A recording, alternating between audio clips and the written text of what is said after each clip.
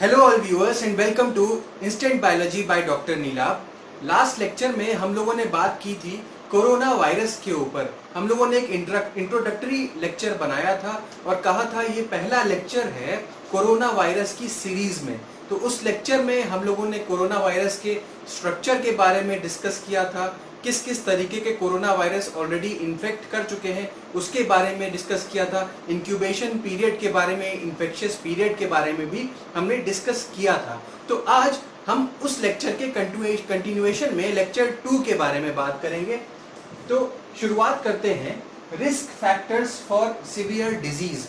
जो corona virus है या कोविड-19 जो डिजीज है वो किसके किसके लिए ज्यादा रिस्की है, किसको ज्यादा नुकसान पहुंचा सकती है, उसके बारे में बात करनी है। तो सबसे पहले मैंने लिखा है वेरीड रिस्क्स, यानी कि अलग अलग लोगों में जो रिस्क फैक्टर देखा गया है वो अलग अलग देखा गया है। देखा गया है कि ओल्डर एडल्ट्स यानी कि जो बुजुर्ग लोग होते हैं उनके अंदर रिस्क जो है वो ज्यादा देखा गया है। और साथ में ये भी देखा गया है कि जितना ज्यादा एज होगा उतना ज्यादा रिस्क होगा। तो ये एज के डायरेक्टली प्रोपोर्शनल है रिस्क, यानी कि जितना भी एज ज्यादा होगा रिस्क उतना ही ज्यादा होगा। दूसरी चीज ओबेस पीपल यानी कि जो मोटे लोग होते हैं उनके अंदर भी ये डिजीज जो है वो ज्यादा रिस्की देखी गई है, उनको ज्यादा नुकसान होता है इस डिजीज से, ये देखा गया है।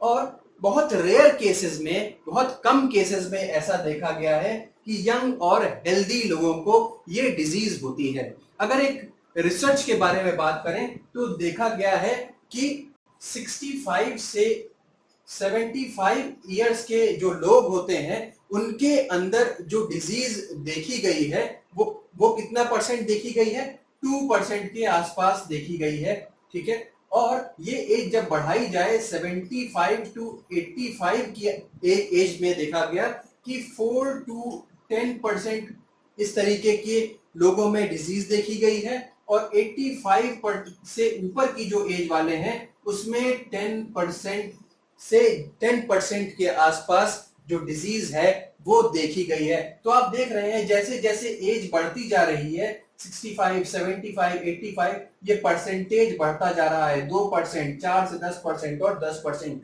यानी कि कहने का मतलब ये है कि एज के डायरेक्टली प्रोपोर्शन है रिस्क, और जितना ज्यादा एज होगी पर्सन उतना ज्यादा ससेप्टेबल होगा किस चीज से, कोविड-19 के इन्फेक्शन से।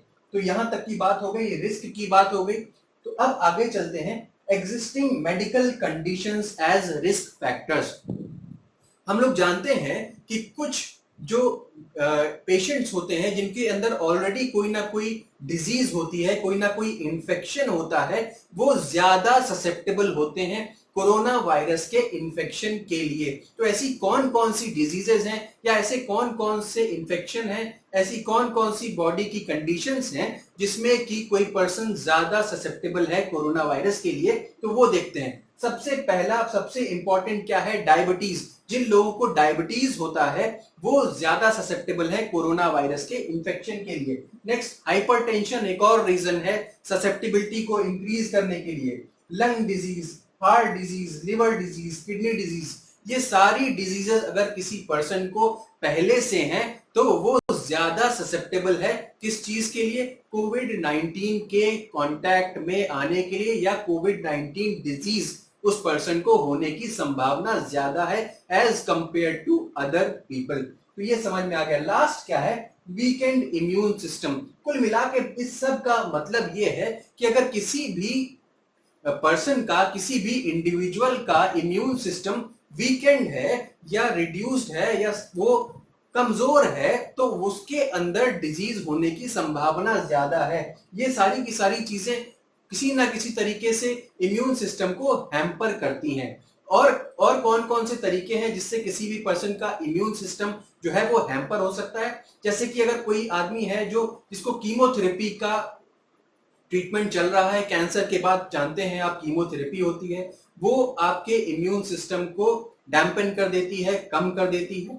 और अगर आप किसी बॉडी ऑर्गन का ट्रांसप्लांट के थ्रू जा रहे हैं या ट्रांसप्लांटेशन हुआ है उस केस में भी आपकी इम्यूनिटी जो है वो डैम्पन रहती है, कम हो जाती है, आपकी बॉडी ज्यादा ससेप्टेबल हो जाती है। तो ये कुछ रीजंस हैं जिसकी वजह से इम्यून सिस्टम जो आपका है वो ससेप्टेबल रहता है, कमजोर रहता है, और इसी कमजोरी का फायदा उठाता है कोरोना वायरस और आपको डिजीज हो जाती है कोविड-19, जिसको हम लोग कोरोना वायरस डिजीज 19 बोलते हैं। 19 यहाँ पे क्या है, 2019 का 19 यहाँ पे लिया गया है। तो ये बात हो गई वीकेंड इम्यून सिस्टम की। अब आगे चलते हैं एचआईवी पॉजिटिव पर्संस के ऊपर। ये एक बहुत इंटरेस्टिंग सी रिसर्च है, मैं इसको बताना चाहूंगा। अगर कोई एचआईवी पॉजिटिव पेशेंट है और उसकी जो कंडीशन है वो एक जगह रुकी हुई है ड्यू टू द मेडिकेशंस, उसको जो मेडिकेशन दी जा रही है उसकी वजह से जो उसकी कंडीशन है वो स्टेबलाइज्ड है, तो उस केस में कोरोना वायरस का इन्फेक्शन या ससेप्टेबिलिटी नहीं होती है। ये बहुत इंपॉर्टेंट एक रिसर्च है, बहुत इंपॉर्टेंट रिसर्च है, इसके बारे में पता होना चाहिए। एचआईवी पॉजिटिव पेशेंट्स अगर मेडिकेशन के ऊपर है तो उसके अगर मेडिकेशन से उसकी कंडीशन स्टेबलाइज्ड है तो उस केस में कोरोना वायरस उसको इन्फेक्ट या ससेप्टेबिलिटी कोरोना वायरस के अगेंस्ट उसकी नहीं होती है या मिनिमम होती है। ये क्लियर हो गया होगा। अब आते हैं how the disease can kill. ये जो कोविड-19 है वो कैसे मार रहा है इतने लोगों को, किस तरीके से इतने पेशेंट्स को वो किल कर रहा है। तो दो तरीके हैं। सबसे पहला, ये लंग पे हमला करता है, आपके नोज, थ्रोट या आपके माउथ के थ्रू होते हुए आपके लंग्स के अंदर पहुंचता है, आपके लंग्स को नुकसान पहुंचाता है, जिससे सांस लेना मुश्किल हो जाता है, ब्रीदिंग मुश्किल हो जाती है, और बॉडी में जो O2 का लेवल है वो बहुत कम होने लगता है। तो लंग्स मैंने यहाँ पे इसी वजह से लिखा है, ये दिखाने के लिए कि लंग्स एक प्राइमरी टारगेट है इसका। इस टारगेट पे जाने के बाद लंग्स के अंदर एबरेशन आने लगता है, सांस लेने में दिक्कत आने लगती है, ब्रीदिंग इम्प्रॉपर हो जाती है।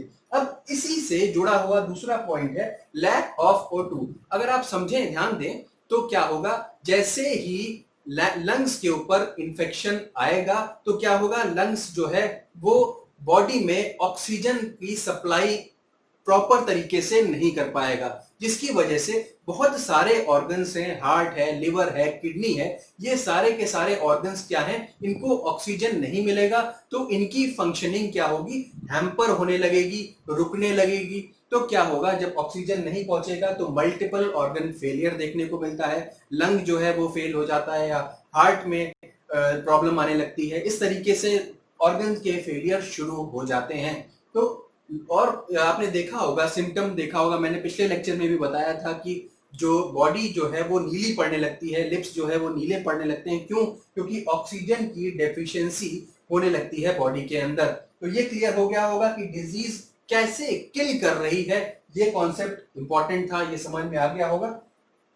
अब आते हैं बहुत इंपॉर्टेंट क्वेश्चन के ऊपर। मुझसे बहुत सारे लोग पूछते भी रहते हैं कि ट्रीटमेंट क्या है कोविड-19 का, आखिर कोविड-19 को कैसे हराया जा सकता है या अभी तक उसका कोई ट्रीटमेंट निकला भी है कि नहीं।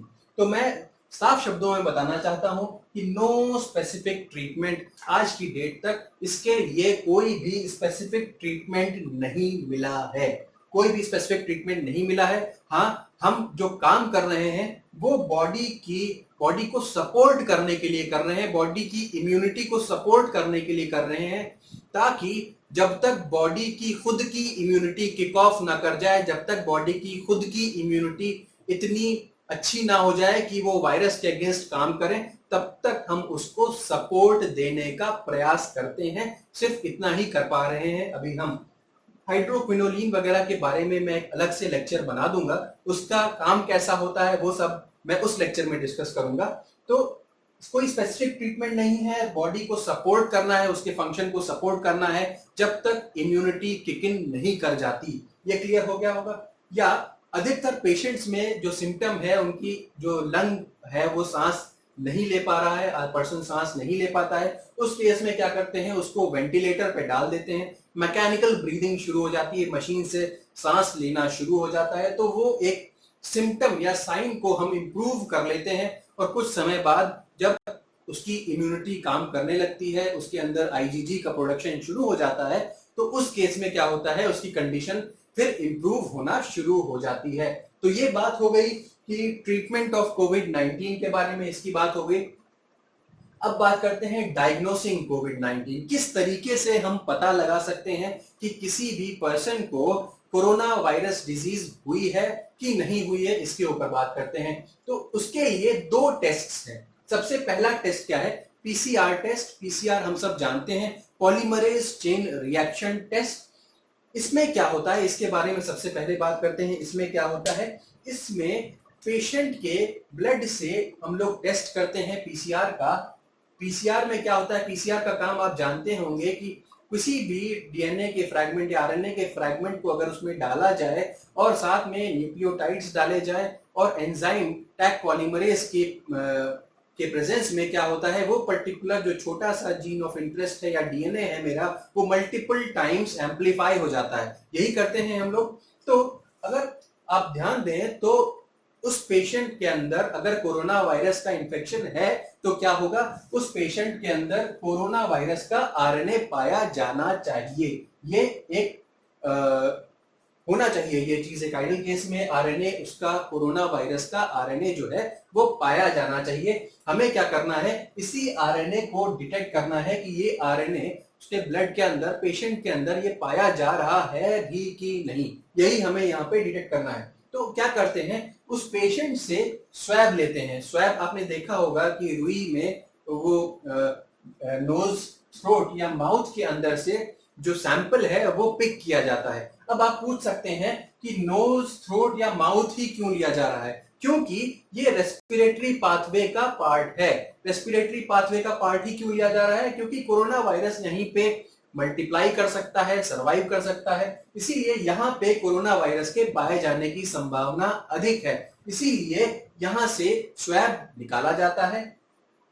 दूसरा, कभी कभी ये बहुत ही अनकॉमन है कि सलाइवा से भी स्वैबिंग की जाए। अब क्या किया जाता है? ये स्वैब लेकर के, ये सैंपल लेकर के पीसीआर रन करवाया जाता है और दो चीजें हैं वो आ सकती हैं या तीन तरीके से चीजें आ सकती हैं। पॉजिटिव पीसीआर का क्या मतलब है? अगर पॉजिटिव पीसीआर होगा, पॉजिटिव आ रहा है रिजल्ट, पीसीआर का रिजल्ट पॉजिटिव आ रहा है, तो उस केस में क्या है? वायरस, यानी कि पॉजिटिव पीसीआर का मतलब जो आरएनए था वो पाया जा रहा है, यानी कि आरएनए जो कोरोना वायरस का जो आरएनए है वो इसके अंदर, उस पेशेंट के अंदर मिल रहा है। इसका मतलब क्या है? उसको कोविड-19 हो सकता है।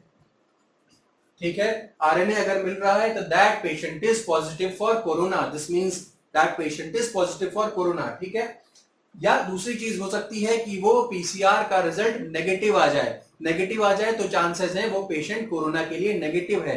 लेकिन लेकिन लेकिन यहाँ पे एक और चीज समझने वाली है, कभी कभी रिजल्ट्स जो हैं वो फॉल्स नेगेटिव भी आते हैं। फॉल्स नेगेटिव का क्या मतलब हुआ?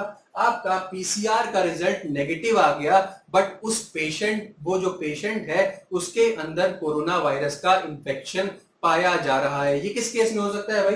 ये इस केस में हो सकता है कि जो आपने स्वैब लिया, हो सकता है उसके अंदर आरएनए ना आया हो। इसके चांसेस बहुत कम है, लेकिन ऐसा हो जरूर सकता है। तो अगर फॉल्स नेगेटिव रिजल्ट है तो उसका क्या मतलब है? पीसीआर नेगेटिव आ गया। पीसीआर नेगेटिव का मतलब क्या हुआ? आरएनए जो था वो आपका नहीं पाया गया। बट ऐसा भी हो सकता है, फॉल्स नेगेटिव की बात कर रहा हूं, ऐसा भी हो सकता है कि वायरस पाया जा रहा हो। इस केस में पीसीआर का रिजल्ट आपको एक्चुअल कंडीशन बॉडी की नहीं बता पाएगा। ठीक है, अब नेक्स्ट जो टेस्ट है हमारा, टेस्टिंग फॉर पास्ट इन्फेक्शन। इसमें भी टेस्टिंग की जाती है, लेकिन इसमें जो मेन रोल प्ले करता है वो है आईजीजी एंटीबॉडी, और इसको जनरली पहले हुए इन्फेक्शन को चेक करने के लिए यूज किया जाता है। आईजीजी आप जानते हैं, इन्फेक्शन के बाद जो आईजीएम के बाद ये प्रोड्यूस होता है, 2 से 14 दिन में प्रोडक्शन इसका होता है, और ये सबसे ज्यादा इंपॉर्टेंट रोल प्ले करता है किस चीज में? फाइट करने के लिए कोविड-19 को। और कॉन्वलेसेंट प्लाज्मा थ्योरी, जिसपे मैंने एक और लेक्चर बनाया था, उसमें भी इसी का रोल होता है। अगर आपको याद हो तो मैं लिंक डालूंगा और आप जरूर उस लेक्चर को भी देखिएगा, काफी कॉन्सेप्ट्स आपके वहां से भी क्लियर हो जाएंगे। तो आईजीजी एंटीबॉडी की बात हो गई। अब 10 से 14 दिन के बीच में ये बनती है आईजीजी एंटीबॉडी, और अगर पर्सन एसिम्प्टोमेटिक है तब भी अगर इन्फेक्शन पाया जा रहा होगा और पर्सन एसिम्प्टोमेटिक है, इन दैट केस ऑल्सो उसके अंदर क्या होगा, आईजीजी बन रही होगी। तो एसिम्प्टोमेटिक पर्सन को भी हम आइडेंटिफाई कर सकते हैं कि पास्ट में उसको इन्फेक्शन रहा होगा कि नहीं। ये चीज इस टेस्ट से क्लियर हो जाएगी। दूसरी चीज क्या है, अगर ये टेस्ट पॉजिटिव आ जाता है, आईजीजी का जो टेस्ट है, टेस्टिंग फॉर पास्ट इन्फेक्शन में क्या हो रहा है, हम एंटीबॉडी, आईजीजी की एंटीबॉडी जो प्रोड्यूस हो रही है बॉडी के अंदर अगेंस्ट अ पर्टिकुलर इन्फेक्शन, हमको पता है कोरोना वायरस के अगेंस्ट जो आईजीजी प्रोड्यूस होगी वो इस तरीके की होगी। अगर उस पर्सन के अंदर भी आईजीजी एंटीबॉडी सेम वैसी ही प्रोड्यूस हो रही है, then we can say that the person was in touch with coronavirus. Maybe he can be asymptomatic also और symptoms भी उसके अंदर पाए जा सकते हैं। तो अगर पॉजिटिव टेस्ट आ रहा है, मान लीजिए टेस्ट पॉजिटिव आया, तो इसके 3 चीजें हम उससे कंक्लूड कर सकते हैं। सबसे पहली चीज क्या है कि वो पर्सन कभी ना कभी पास्ट में कोरोना वायरस के कांटेक्ट में आया था। तो पर्सन जो था वो कोरोना वायरस के कांटेक्ट में आया था पास्ट में, कभी पास्ट में, ठीक है। लेकिन कब आया था इसका जो पता है वो इस टेस्ट से नहीं लग पाएगा। कब आया था इसका पता इस टेस्ट से नहीं लग पाएगा। तीसरी चीज जो बहुत इंपॉर्टेंट यहां पे हम समझ सकते हैं कि इस पेशेंट को बाकी लोगों के अपेक्षा बेटर प्रोटेक्शन मिला होगा कि उसको अब सेकेंड राउंड में अगर कोरोना का इन्फेक्शन होगा तो ये पेशेंट जो है जिसको ऑलरेडी हुआ था, पास्ट में कांटेक्ट में आया था, ये बेटर प्रिवेंटेड है, बेटर प्रोटेक्टेड है as compare to other people. ये चीज क्लियर हो गई, क्योंकि इसके अंदर क्या है, ऑलरेडी एंटीबॉडीज का प्रोडक्शन हो रखा है। लेकिन ये कितना ज्यादा प्रोटेक्टेड है या कब तक प्रोटेक्टेड रहेगा, इसके बारे में कोई साइंटिफिक एविडेंस अभी तक नहीं मिला है। तो यहां तक कि ये बात हो गई आईजीजी एंटीबॉडी की, बात हो गई पीसीआर टेस्टिंग की। अब आते हैं हाउ SARS-CoV-2 इज ट्रांसमिटेड, किस तरीके से कोरोना वायरस का ट्रांसमिशन होता है ये समझना जरूरी है। इन्फेक्टेड पीपल, कोई पर्सन है जो इन्फेक्टेड है, उसके नोज, थ्रोट या माउथ के अंदर इन्फेक्शियस कोरोना वायरस पाया जा रहा होगा, और स्नीजिंग के दौरान, छींकने के दौरान, खांसने के दौरान क्या होगा, ये ड्रॉपलेट्स के फॉर्म में निकल के बाहर हेल्दी या अनइन्फेक्टेड पीपल के कांटेक्ट में आएगा। किस तरीके से आएगा, अगर आप उस पर्सन के नजदीक में है, अनइन्फेक्टेड पर्सन उस इन्फेक्टेड पर्सन के नजदीक में है, कितना नजदीक ये भी मैं डिस्कस करूंगा, नजदीक में है तो वो उस ड्रॉपलेट को जो यहां प्रोड्यूस हुई इनहेल कर लेता है और वो भी इन्फेक्टेड हो जाता है। ये क्या है, first way, this is the first way. अब नेक्स्ट वे पे आते हैं।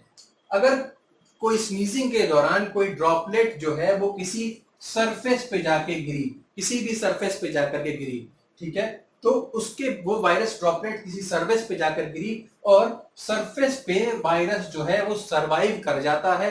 अलग अलग सरफेसेस के ऊपर अलग अलग सर्वाइवल रेट है और वो डिबेटेबल भी है, उस पर कई सारे पेपर्स, रिसर्च पेपर्स निकल रहे हैं। तो उस जगह उस चीज पे हम लोग नहीं जाएंगे, हम लोग यहां तक आते हैं कि survives on the surface, surface पे वो सर्वाइव कर जाता है और फिर उसी सरफेस को जब आप टच करते हैं या अनइन्फेक्टेड पर्सन टच करता है तो उस चीज के कांटेक्ट में आने के बाद वो अगर अपने नाक या मुंह पे या आंख में लगाता है तो वो भी इन्फेक्टेड हो जाता है। तो ये हो गया आपका सेकेंड वे, ठीक है। ये दो तरीके समझ में आ गए होंगे। अब आते हैं डिस्टेंस के ऊपर, कितना डिस्टेंस मिनिमम रखना चाहिए इन्फेक्टेड पर्सन से या कोई भी ऐसा पर्सन से। एक प्रॉपर डिस्टेंस, सोशल डिस्टेंसिंग की बात भी कर रहे हैं हमारे प्राइम मिनिस्टर आजकल काफी, वो चीज फॉलो करना जरूरी है। कितना मिनिमम डिस्टेंस फॉलो करना है, 1 मीटर या 3 फीट। अलग अलग जगहों पे अलग अलग चीजें बोली जाती हैं, बट ये जो मैं इंफॉर्मेशन लेके आया हूं वो वर्ल्ड हेल्थ ऑर्गेनाइजेशन की वेबसाइट से लेके आया हूं। 1 मीटर या 3 फीट का मिनिमम डिस्टेंस रखिए सोशल डिस्टेंसिंग में, तो आप सेफ रहेंगे। क्यों ऐसा है, क्योंकि ये देखा गया है कि जो वायरस ड्रॉपलेट्स हैं वो 1 मीटर तक ट्रेवल कर सकती हैं, इसलिए ये सेफ डिस्टेंस माना गया है। तो that is why mask is important. Mask की उपयोगिता यहीं पे आती है, क्योंकि अगर कोई छींक भी रहा है तो छींकने की अगर मास्क लगाए हुए है तो जो ड्रॉपलेट्स हैं, वायरस की ड्रॉपलेट्स हैं, वो बाहर बहुत कम निकलेंगी, अगर निकलेंगी भी तो। और अगर अनइंफेक्टेड पर्सन ने भी मास्क लगाया हुआ है तो वो भी उस वायरस की ड्रॉपलेट से बचा रहेगा। ये उपयोगिता है वायरस मास्क लगाने की। सॉरी, अब आते हैं SARS-CoV-2 इज ट्रांसमिटेड एफिशिएंटली। बहुत इंपॉर्टेंट चीज है ये। SARS-CoV-2 का जो ट्रांसमिशन है वो बहुत जबरदस्त है, बहुत ज्यादा एफिशिएंट है, इसीलिए तो उसने इतना पैंडेमिक क्रिएट कर रखा है पूरे वर्ल्ड में। आखिर जानते हैं आखिर ऐसा क्या खास है इसमें?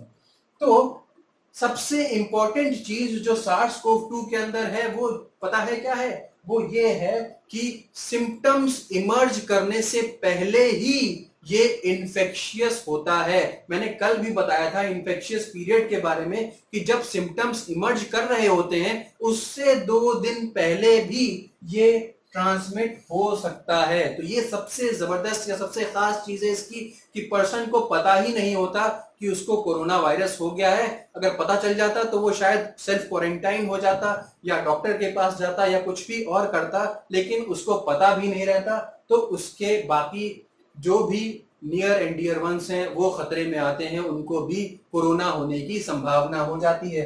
दूसरी चीज एसिम्प्टोमेटिक भी होता है, कभी कभी कोई सिम्टम्स नजर नहीं आते, फिर भी जो पर्सन कैरियर है या जिसके अंदर ये सिम्टम्स नहीं देखे जा रहे, फिर भी वो ये डिजीज ट्रांसफर करने की क्षमता रखता है। ये बहुत इंपॉर्टेंट है।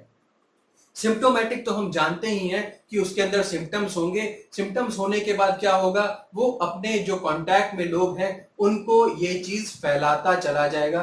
यही 3 वजह है कि ये इतना ज्यादा फैल रहा है, इतना जबरदस्त पैंडेमिक इसने फैला रखा है। इतने ज्यादा केसेस पर डे निकल के आ रहे हैं। अमेरिका में तो इस समय जो डेथ टोल है वो 1 लाख से ऊपर जा चुका है। यही वजह है। इसी चीजों को हम लोगों को ध्यान में रखना है। मास्क का उपयोग और सोशल डिस्टेंसिंग का उपयोग इसी वजह से बहुत ज्यादा जरूरी है। अब ये लेक्चर जो था वो मुझे लगता है आपको क्लियर रहा होगा। नेक्स्ट लेक्चर में हम और डिटेल में बात करेंगे। अगर आपको मेरा लेक्चर पसंद आया हो तो प्लीज लाइक करिए और मेरे चैनल को सब्सक्राइब करिए। Thank you so much.